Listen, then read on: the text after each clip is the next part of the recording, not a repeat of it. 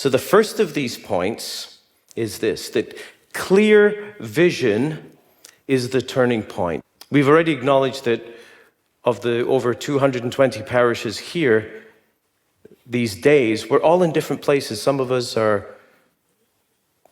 discerning to begin the journey. Some of us have begun the journey. Some of us are midway. But vision is a constant throughout that journey. Clear vision is a turning point. The gospel reading started with the words, "They came to Bethsaida." And it has a context. If you look at this passage, Mark chapter 8, verses 22 to 26, immediately before they came to Bethsaida, they were crossing the Sea of Galilee in a boat. We just had witnessed the miracle of the feeding of a multitude. And as they're crossing the boat, Jesus warns the disciples, you remember this passage about beware of the yeast of Herod. And the disciples start talking about, what's he talking about? Is it because we forgot the bread back at the beach? And Jesus is like, why are you talking? But Mark actually says this. Jesus says, why are you talking about bread? I mean, good grief. And he says to them, have you eyes, but you don't see? Don't you see? And then they encounter a blind man who doesn't see. And then immediately after Bethsaida, the Bethsaida event, they go to Caesarea Philippi. And we have Mark's version of the confession of Peter. Who do you say I am? Who do people say I am? Who do you say I am? You're the Christ. That's amazing. But then Jesus goes on to give them a very different vision of what it means to be the Christ, of what it means to be the Messiah. The Messiah must be rejected. He's the sufferer. And we know how that is received. It blows their minds. It challenges them. It transforms the vision they had for not only who Jesus was, but for what the Messiah would do, what kind of Messiah they were to expect. And this narrative is literally the turning point of Mark's gospel. Clear vision is the turning point. N.T. Wright said of this passage, it's a story of a blind man gaining his sight and of the blind disciples gaining insight. For us in parish ministry, clear vision is the turning point. We can be so busy doing. We're so busy.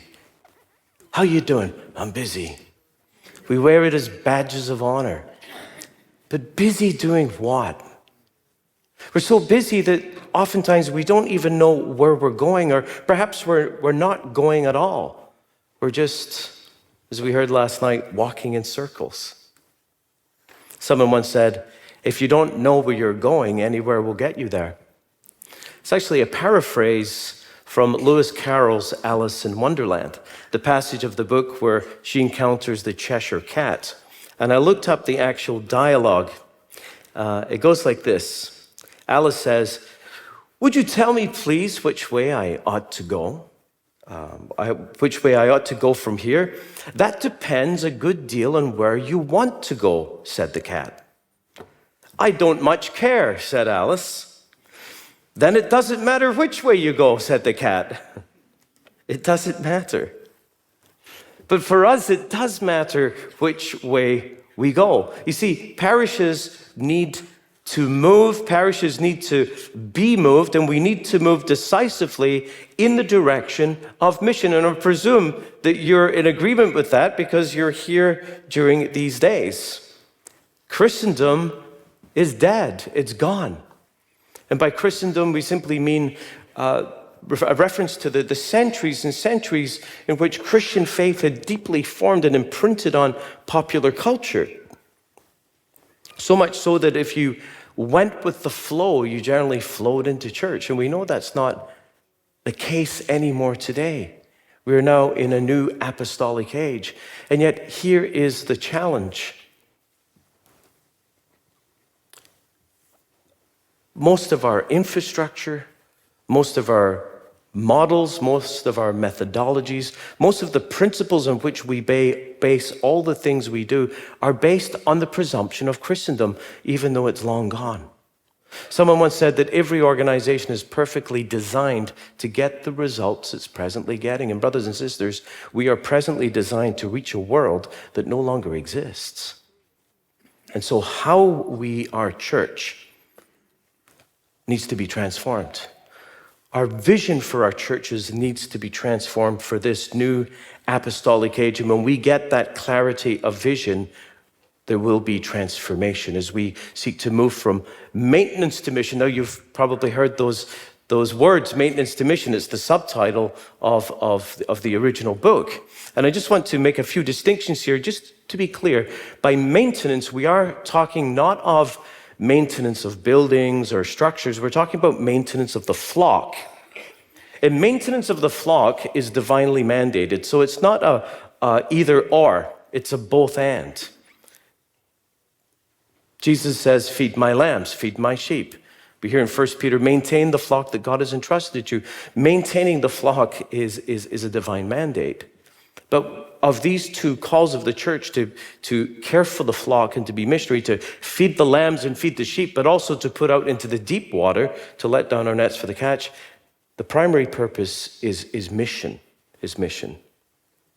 If our primary purpose is care of the flock, what I would call a traditional model of pastoral care in parish life, then what happens simply is that every year the flock gets fewer and the flock gets older. And if maintenance is primary, what we say is, well, we believe in mission, we know it's a good thing, we know it's what we're supposed to do, and we'll get to that once we care for the sheep. Once we take care of everyone, then effectively with what's left over, we'll do mission. And guess what? There's never anything left over because the needs of the flock are endless. And ironically, churches that work hard to intentionally make mission primary are able to step into that mode while also, in a wonderful way, in a more wonderful way, caring for the flock. They're able to achieve both. And so we're talking about here a vision of church that has undergone pastoral conversion from being insider focused, caring for ourselves, to being missionary, to being a church that can not just receive the Alexes when they show up, not just to receive the fish that swim into the harbor and jump into the boat, and we're like, oh, look at that, a fish. We're talking about a parish that will actually go out into the harbor to let down the nets for a catch. For that to happen, the conversion is primarily one of identity. So mission conversion is primarily to say that it's not something we do, it's who we are, it's identity. That identity has to become a posture. And posture is moving from being inward focused, so often self-referential, and turning outwards so that we can have eyes to see. We sung, open the eyes of my heart, Lord. So identity conversion leads to posture conversion. And then we need to, in our parishes, normalize this posture. You see, we're not talking about, let's work hard so we can have a small committee of people who meet on Tuesday afternoons. And so we've got a little corner of our parish that is outward focused, that is missionary, that sees itself as missionary. It's not a committee. It's a culture. And that simply means that it becomes the norm.